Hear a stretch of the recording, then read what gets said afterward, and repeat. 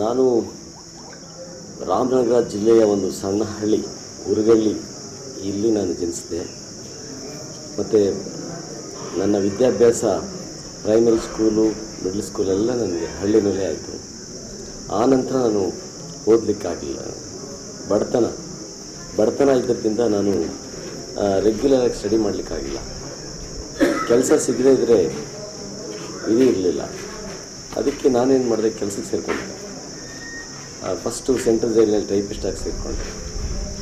ಆನಂತರ ನಾನು typing short hand Kannada English ಎಲ್ಲ ಮಾಡಿಕೊಂಡು ಪೊಲೀಸ್ ವರದಿಗಾರ ಆಗಿ CID ಬ್ರ್ಯಾಂಚಲ್ಲಿ ಸೇರಿಕೊಂಡೆ, ಪೊಲೀಸ್ ರಿಪೋರ್ಟ್ರಾಗಿ. ನಂತರ ನಾನು ಈವ್ನಿಂಗ್ ಕಾಲೇಜಲ್ಲಿ ಸಂಜೆ ಕಾಲೇಜಿನಲ್ಲಿ PUCಯಿಂದ ಡಿಗ್ರಿ ಮಾಡಿದೆ. ಮತ್ತು ಕರೆಸ್ಪಾಂಡೆನ್ಸ್ MA ಮಾಡಿ ಸೈಮಲ್ಟೇನಿಯಸ್ ಆಗಿ KS ಮತ್ತು IAS ಬರಲಿಕ್ಕೆ ಪ್ರಾರಂಭ ಮಾಡಿದೆ. KSನಲ್ಲಿ DYSP ಆಯಿತು 85ನಲ್ಲಿ. 86ನಲ್ಲಿ ಮತ್ತೆ ಅಸಿಸ್ಟೆಂಟ್ ಕಮಿಷನರ್ ಆಯಿತು. ಮತ್ತು ಅದೇ ವರ್ಷ 86ನಲ್ಲಿ IAS ಅಧಿಕಾರಿಯಾಗಿ ನಾನು ಜಾಯಿನ್ ಆದೆ. IAS ಅಧಿಕಾರಿ ಆದಮೇಲೆ ಭಾಳ ಕಡೆ ನಾನು ಕೆಲಸ ಮಾಡಿದ್ದೀನಿ. ಎಲ್ಲೇ ಕೆಲಸ ಮಾಡಿದ್ರು ನನಗೆ IAS ಅಧಿಕಾರಿ ಆದಕ್ಕೆ ಪ್ರೇರಣೆ ಅಂತ ಹೇಳಿದ್ರೆ, ನಾನು ಲೋಕಸಭಾ ಸದಸ್ಯನಾಗಿ ಆಯ್ಕೆ ಆದರೆ ಮೊದಲನೇದಾಗಿ ಮಾಡಬೇಕಾದ ಕೆಲಸ ಪ್ರವಾಸೋದ್ಯಮ ಅಭಿವೃದ್ಧಿ ಆದರೆ, ಇದು ವರ್ಲ್ಡ್ ಹೆರಿಟೇಜ್ ಸೆಂಟರ್ ಅಂತ ಹೇಳಿ ಮಾಡಿದ್ರೆ ನನಗನ್ಸುತ್ತೆ ಬಿಜಾಪುರ ಪೂರ್ತಿ ಓವರಾಲ್ ಡೆವಲಪ್ ಆಗುತ್ತೆ.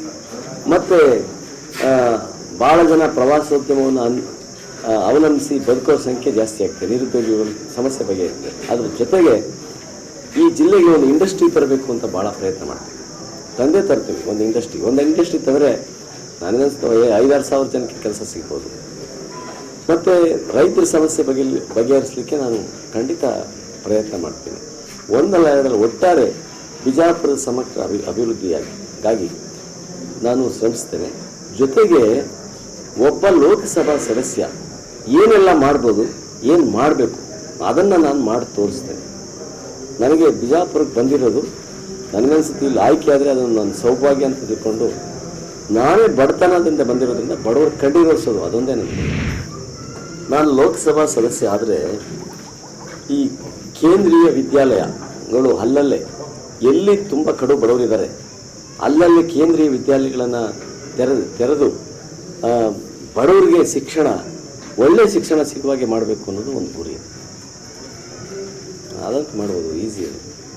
ವಿದ್ಯುತ್ ಸಮಸ್ಯೆ ಮತ್ತು ರೋಡ್ ಡೆವಲಪ್ಮೆಂಟ್ ಏನು ಕ್ರಮ? ಅದೆಲ್ಲ ನಾವು ಸ್ಟೇಟ್ ಸಬ್ಜೆಕ್ಟು. ಓಕೆ, ನೀವು ಮಾತಾಡಿದರೆ ಮಾತಾಡ್ತೀವಿ. ಓಕೆ, ಇಲ್ಲಿ ಬಿಜಾಪುರ ರಸ್ತೆಗಳು ಹದಗೆಟ್ಟಿವೆ. ನನಗನ್ಸುತ್ತೆ ಕೇಂದ್ರ ಸರ್ಕಾರದಿಂದ ಬರೋ ಅನುದಾನಗಳನ್ನು ಉಪಯೋಗಿಸಿ ಈ ರಸ್ತೆಗಳನ್ನ ಅಭಿವೃದ್ಧಿ ಮಾಡಲಿಕ್ಕೆ ನಾನು ಖಂಡಿತ ಪ್ರಯತ್ನ ಮಾಡ್ತೇನೆ. ಮತ್ತು ಬಹುಮುಖ್ಯವಾದ ಸಮಸ್ಯೆ ಈ ನಗರ ಪ್ರದೇಶಗಳಲ್ಲಿ, ಬಿಜಾಪುರ ಆಗ್ಬೋದು, ತಾಲೂಕು ಕೇಂದ್ರ ಸ್ಥಾನ ಆಗ್ಬೋದು, ಇಂಥ ಕಡೆಗಳಲ್ಲಿ ಅವರಿಗೆ ಇದಿಲ್ಲ, ಬಡವರಿಗೆ ಮನೆ ಇಲ್ಲ. ನನಗೆ ಕೇಂದ್ರ ಸರ್ಕಾರದ ಯೋಜನೆ ಮೂಲಕ ಎಲ್ಲ ನಗರ ಪ್ರದೇಶಗಳಲ್ಲಿ ಒಳ್ಳೆಯ ಆಶ್ರಯ ಕಾಲೋನಿಗಳನ್ನು ಮಾಡಬೇಕು, ಬಡವರಿಗೆ ಮನೆಗಳನ್ನು ಕೊಡಲಿಕ್ಕೆ ಪ್ರಯತ್ನ ಮಾಡಬೇಕು ಅಂತ ಹೇಳಿ ಮಹಿಳೆಯರಿಗೋಸ್ಕರ ಸಾಕಷ್ಟು ಯೋಜನೆ ಕೇಂದ್ರ ಸರ್ಕಾರ ನೀಡಿದೆ, ರಾಜ್ಯ ಸರ್ಕಾರ ನೀಡಿದೆ. ಅದು ಸರಿಯಾದ ರೀತಿ ಮಹಿಳೆಯರಿಗೆ ತಲುಪಬೇಕು. ಮಹಿಳೆಯರಿಗೆ ಸಬಲೀಕರಣ ಆಗಬೇಕು. ಮಹಿಳೆ ಅಭಿವೃದ್ಧಿ ಆಗಬೇಕಾದ್ರೆ ತನ್ನ ಕಾಲ ಮೇಲೆ ತಾನು ನಿಂತ್ಕೊಳ್ಬೇಕಾದ್ರೆ ನನಗನ್ಸಿ ಈಗಾಗಲೇ ಸ್ವಸಹಾಯ ಸಂಘಗಳು ಮಾಡಿಕೊಂಡು ಭಾಳ ಚೆನ್ನಾಗಿ ಆರ್ಥಿಕವಾಗಿ ಅವರು ಸಬಲರಾಗ್ತಾ ಇದ್ದಾರೆ. ಇದರ ಜೊತೆಗೆ ಕೇಂದ್ರ ಸರ್ಕಾರದ ಯೋಜನೆಗಳೇನಿವೆ ಅವುಗಳನ್ನು ನಾವು ಮಹಿಳೆಯರಿಗೆ ತಲುಪುವಂತೆ ಮಾಡಲಿಕ್ಕೆ ನಾನು ಪ್ರಯತ್ನ ಮಾಡ್ತೀನಿ.